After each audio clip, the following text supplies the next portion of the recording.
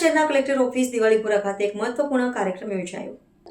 આજરોજ આમ આદમી પાર્ટીના વડોદરા શહેરના પ્રમુખ અશોક ઓઝા અને લોકસભા પ્રમુખ વિરેન રામીની આગેવાની હેઠળ સરકાર હેલ્મેટ ફરજિયાત કરવાના સરકારી હુકમ અને પોલીસ પ્રશાસનના દોહરા ધોરણો સામે અવાજ ઉઠાવવા માટે અહંકાર ભરેલી રજૂઆત કરવામાં આવી। સાથે હિંમતનગરમાં સર્વિંગ સોલ્જરની ગાડી કાળા કાચ હોવા છતાં પોલીસ દ્વારા સીઝ કરવાની કોશિશ અને FIR નોંધાઈ છે, જ્યારે રાજકોટમાં એબીપી રેલી દરમિયાન 20થી વધુ લક્ઝરી ગાડીઓ કાળા કાચ સાથે ફરતી હોવા છતાં પોલીસ નિષ્ક્રિય રહી અને વડોદરામાં સામાન્ય નાગરિકો પાસેથી કરોડો રૂપિયાના દંડ વસૂલાયા। પરંતુ આજે ભાજપની બાઇક રેલીમાં 50થી વધુ બાઇક પર બિન હેલ્મેટ સવાર હતા, છતાં કોઈ કાર્યવાહી ન થઈ, જેને લઈને આજે ભારે સૂત્રોચ્ચાર સાથે કલેક્ટરને આવેદનપત્ર આપ્યું।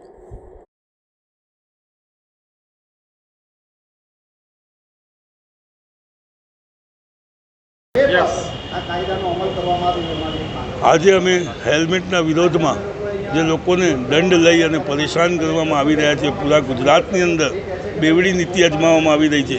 જ્યારે જ્યારે આ લોકોને પૈસાની જરૂર પડે, જ્યારે જ્યારે તંત્રને એમના તિજોરીમાં પૈસા ખૂટતા હોય, ત્યારે આ લોકો બહાર નીકળી પડે છે અને મોટા પાયે લૂંટ ચલાવી લોકો પાસેથી દંડની ઉઘરાણી કરે છે। દંડ મોટા પાયે લેવાનું કારણ શું? ખરેખર જો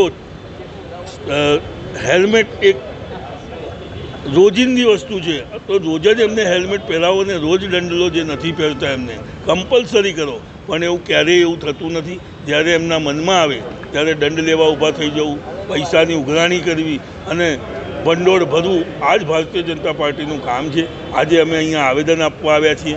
કલેક્ટર સાહેબે ખરેખર એક સન્માનજનક રીતે આવેદન દેવાનું હોય તો અમને 1-1.5 કલાક સુધી બહાર બેસાડી રાખી અને જ્યારે આવેદન આપવા ગયા તો એને સન્માનિક રીતે આવેદન આપવા માટે તેમને કહેવામાં પણ આવ્યું કે સાહેબ થોડું આને સન્માન આપી અને ઊભા થઈ આવેદન લો, પણ સાહેબે એ પણ તસ્તી લીધી નથી, લઈ અને જાણે કચરાના ડબ્બામાં નાખી દેવાનું હોય એ રીતે આવેદન લીધું છે અમારી પાસે।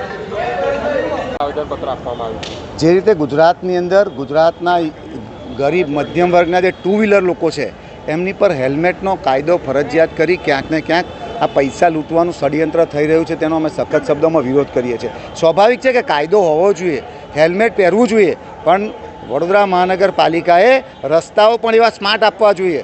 પબ્લિકને તમે કહો છો કે નિયમોનું પાલન કરો, તો તમારા પણ વડોદરા મહાનગરપાલિકાના પણ કેટલાક નિયમો છે કે જે રીતે લોકોને સુખાકારીમાં વધારો થાય એવા રોડ આપો।